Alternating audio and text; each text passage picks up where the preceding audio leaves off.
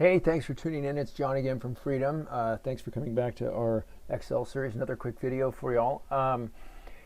In this case, we're going to learn how to get rid of duplicate values in a range of data. So in this case, if you wanted to create a drop-down menu for your client, and you can see our previous video on creating a drop-down, but if you wanted to create a drop-down list for this range of data client, and you want to make sure that there are only one instance of each in the list, there's a quick way to do this. So what I'm going to do is copy this over, Control C, and hit over here, Control V, or I'm going to paste it, sorry, Control V, or you can right click and paste as I've done, and then you can just run up here to remove duplicates. It's right there in column K, hit OK, boom. One duplicate value found and removed, 5 unique values remain. So I had to move that into the frame there, sorry about that. And okay.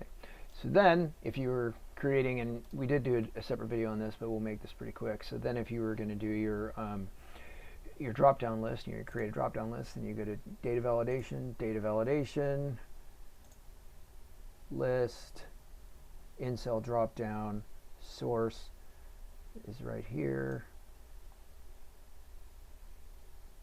Boom. Okay.